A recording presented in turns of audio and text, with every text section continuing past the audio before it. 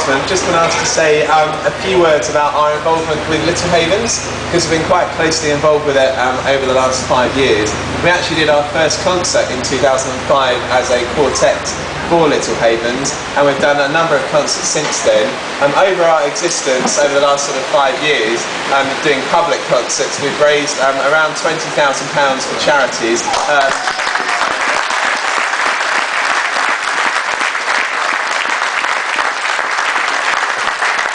The majority of that money has gone towards Little Havens as well. That's one of our main charities. You like that, don't you?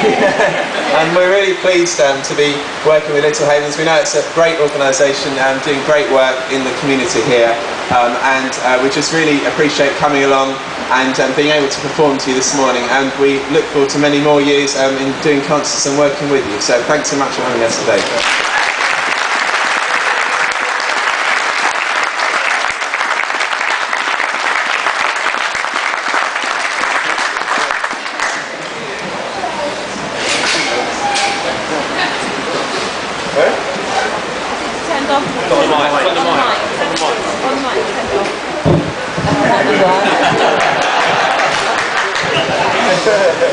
I've only got 7 pages.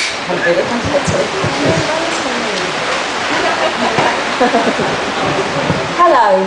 I'm sure most of you know me right now, but I'm Sarah, I'm Rob's wife, and I'm Isabel, Lily and Lucia. I'm their mum. And I just got a few words to say to you.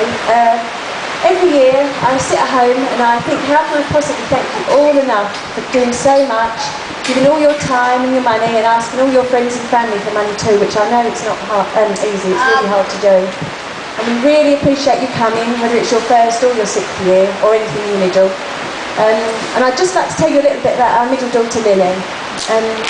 6.5 years ago, she was diagnosed with her condition. After 3 years, we knew something was wrong, but we didn't really know what. She has an extremely rare degenerative brain disorder, which means that she's going to get worse over time. When she was first diagnosed, we couldn't even imagine 6 months ahead, and let alone 6 years. But although our lives have taken a different path to the one that we thought we were going to go, we feel so lucky to have her. To us, she's changed little in 6 years, although looking at photos and family DVDs, we know that the condition has progressed. She now suffers from severe, if infrequent, epilepsy, and we're currently waiting for an operation for her to have a stomach tube fitted to ensure that she takes her medicine, because at the moment most of it gets spat over Rob and I. Every time. The tube's also going to be used to feed her at some point, as her swallow reflex will go. She's obviously in a wheelchair at the moment. She can walk, but she is heading towards being wheelchair bound. Her balance is deteriorating quite rapidly at the moment. She'll never talk. She's got very little understanding. But through it all, we're blessed to have her. She's so happy, and her laugh causes us all a lot of joy. Little Havens has been a constant source of comfort in our lives for the past 6 years. The need we had for it was really brought home to me at the start of the year.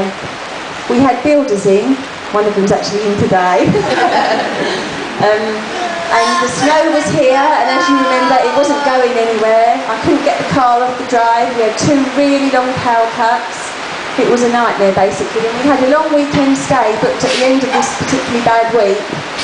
With 3 other families that we'd made friends with, and I was really panicking about whether the hospice was going to be closed, because I know that they're a lot more remote than we are.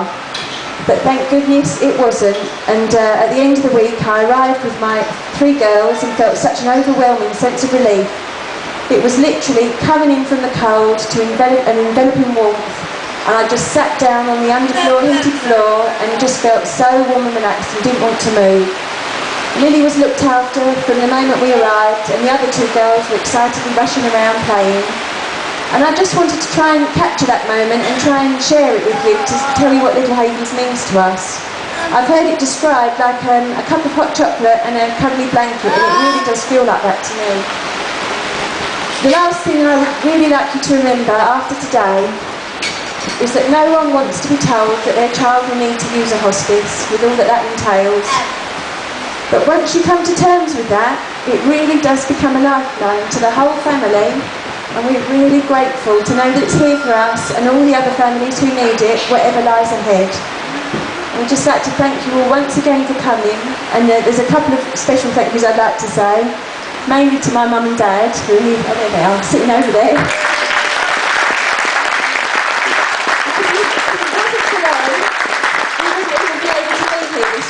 Well, I wouldn't anyway. I'd probably be tucked in at home some. You're wrong. I wouldn't be here, obviously. You won't go into that, though.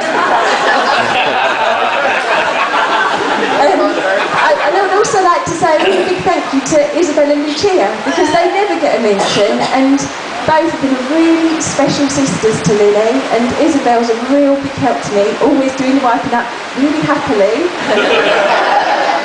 And Lucia's really lovely, and both of them know as much as we do about looking after Lily, and they always know what she can't eat, and whoever comes round they can always tell everybody just as much, so I really would like to say a big thank you to them.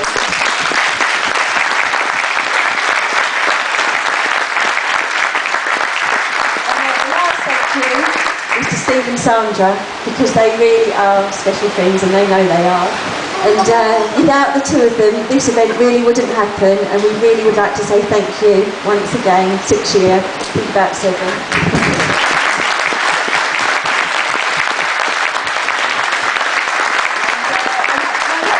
So we're now over to something else, certificates. Thank you very much.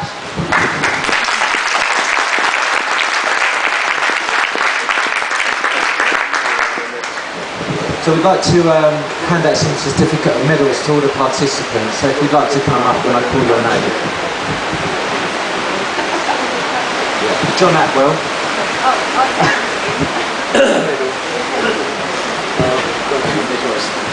It's been DVDing us all weekend, so we're going to have a lovely memento.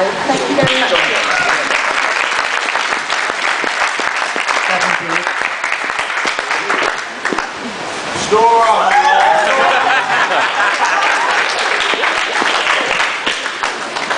Amanda Blackwell.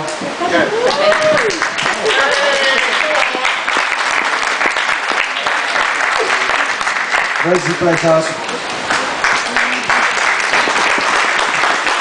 Claire Bly.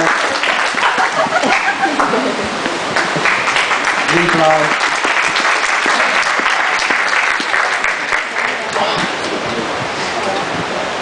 Heather Bloggs.